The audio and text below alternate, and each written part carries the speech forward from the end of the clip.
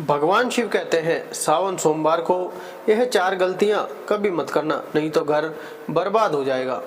भगवान शिव का प्रिय महीना सावन चल रहा है और सावन के महीने में सोमवार का दिन बहुत ही खूबसूरत दिन होता है और बहुत सारे लोग भगवान शिव का सोमवार का व्रत करते हैं।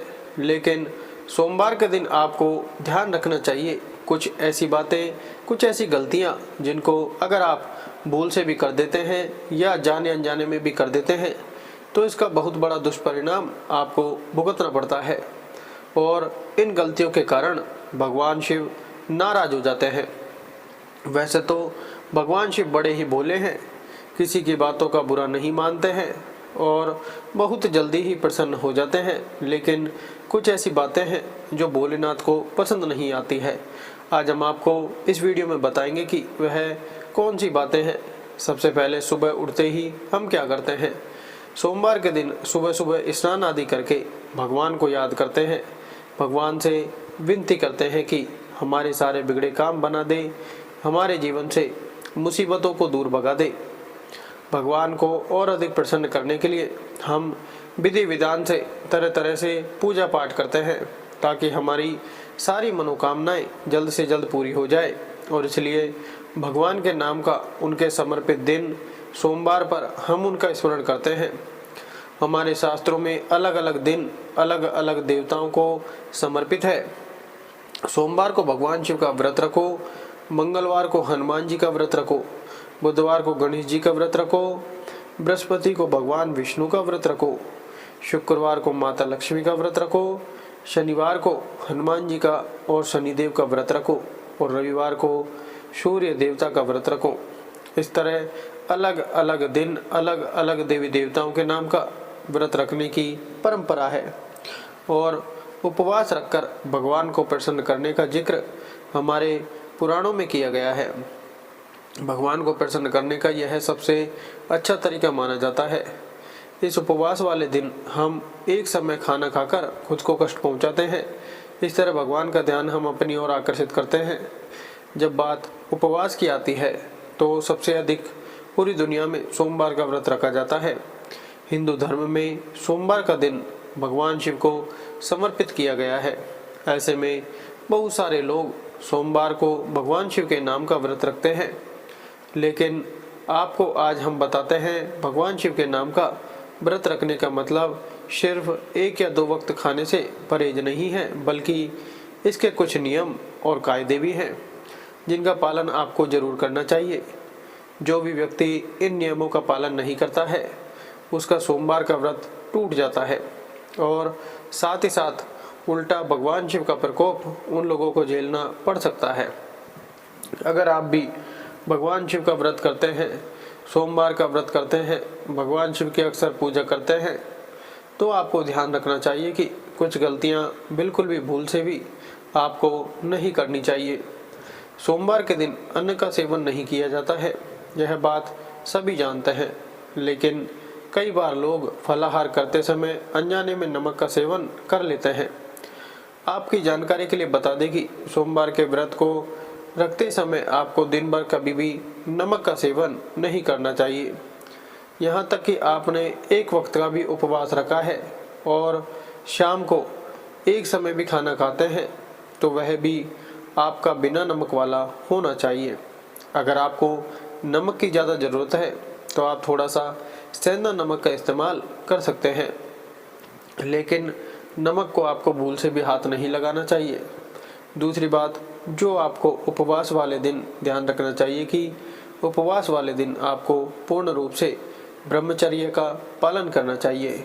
स्त्री हो या पुरुष जिसने भी सोमवार का व्रत रखा है और आप शादीशुदा हो तो पति पत्नी दोनों को संयम बरतना चाहिए। इस दिन भूलकर भी आपको संबंध नहीं बनाने चाहिए, वरना आपका यह उपवास टूट जाता है। शिव जी का प्रकोप उल्टा झेलना पड़ सकता है, क्योंकि किसी भी उपवास में ब्रह्मचर्य का पालन करना बहुत ही अनिवार्य माना जाता है।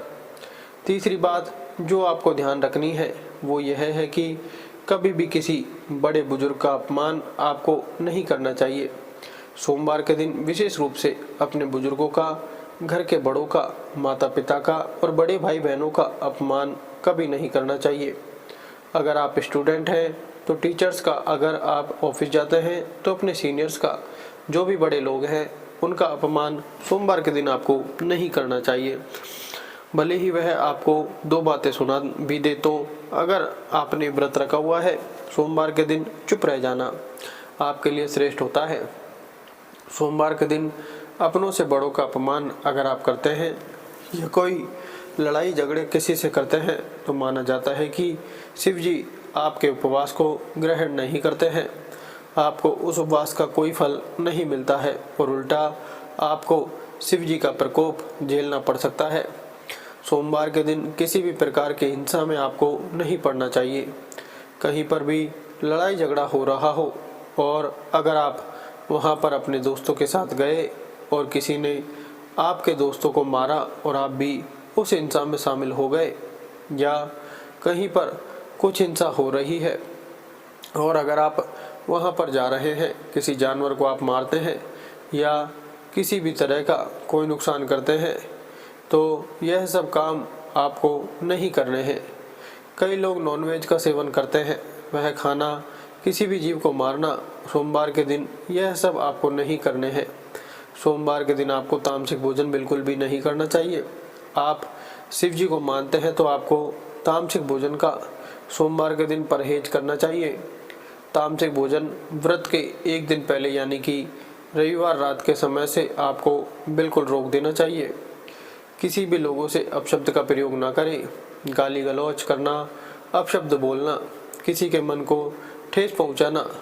आपने गाली नहीं दी पर किसी को ऐसी बातें बोली कि उसके दिल में कांटे की तरह चुभ गई, तो ऐसे अपशब्द और ऐसी कड़वी बातें आपको नहीं बोलनी चाहिए।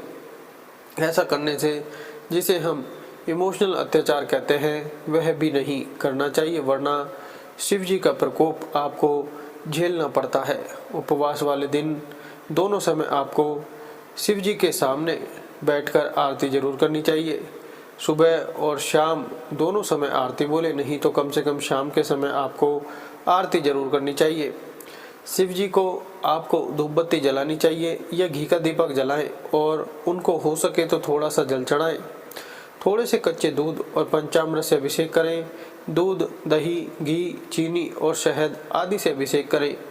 जो भी फल, मौसमी फल हो वह आप उनको चढ़ाएं। इस तरह से उनकी आपको पूजा जरूर करनी चाहिए। हो सके तो सोमवार को आपको शिव मंदिर जाना चाहिए और एक नारियल जरूर चढ़ाना चाहिए। कई लोगों में बात बात पर झूठ बोलने की आदत होती है, बात बात पर बातों को घुमाने की आदत होती है। आपको भी अगर झूठ बोलने की आदत है, हर बात में आप निंदा करते हैं, झूठ बोलते हैं, चुगली करते हैं, तो इस तरह की चीज़ अगर आप करते हैं तो आपको ऐसा नहीं करना चाहिए, वरना आपको शिव जी का प्रकोप झेलना पड़ता है। हमारे धर्म में जब भी हम देवी देवताओं का पूजन करते हैं तो प्रसाद संबंधी कुछ विशेष नियम भी होते हैं। भगवान श्री कृष्ण को जैसे दही का भोग लगाते हैं, माता संतोषी को खटाई की चीज़ नहीं लगाते हैं, इसी प्रकार हर देवी देवताओं का पूजन, प्रसाद और मंदिर से संबंधित खास नियम होते हैं। इसी में शिव जी को माना जाता है कि आँख, धतूरा, बेलपत्र आदि आपको चढ़ाने चाहिए। आमतौर पर हमने देखा है कि जब भी लोग जागरण करते हैं, पूजन करते हैं या आरती में शामिल होते हैं तो भगवान के गुणगान के साथ तालियां बजाते हैं, तो इससे भक्त मंडली में एकता आती है, भावना पैदा होती है। जब भी हम परिवार में मिलकर आरती गाते हैं, सभी लोग एक साथ मिलकर ताली बजाकर आरती गाते हैं, माना जाता है कि तालियों की गूंज से प्रार्थना के शब्द भगवान तक जरूर पहुंचते हैं। परंतु आपको यह जानकर आश्चर्य होगा कि धार्मिक मान्यताओं के अनुसार भगवान शिव जी के मंदिर में ताली बजाना वर्जित माना गया है। इस मान्यता को सुनकर शायद आपको थोड़ा सा आश्चर्यजनक लग सकता है, लेकिन यह बात बिल्कुल सच है। शिव मंदिर में कुछ खास अवसरों को छोड़कर ताली नहीं बजानी चाहिए। कहा जाता है कि भगवान शिव समाधि में लीन रहते हैं और इस दौरान वह गहरे ध्यान में होते हैं।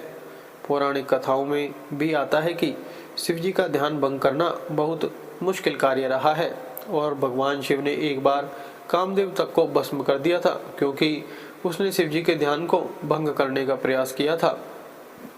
इसलिए कहा जाता है कि शिव मंदिर में शांति का माहौल रखना चाहिए। जब भी आप शिव जी के मंदिर जाएं तो आप शांति से चुपचाप पूजा करें। शिव जी लगातार जल धारा के नीचे ध्यान लगाकर बैठे रहते हैं। उन्हें शोर शराबा बिल्कुल पसंद नहीं होता है। ध्यान और समाधि लगाने के लिए वह शमशान हो, कैलाश हो, हमेशा निर्जन स्थान पर ही रहते हैं। इसलिए कहा जाता है कि शिवलिंग के पास 3 बार आपको ताली नहीं बजानी चाहिए।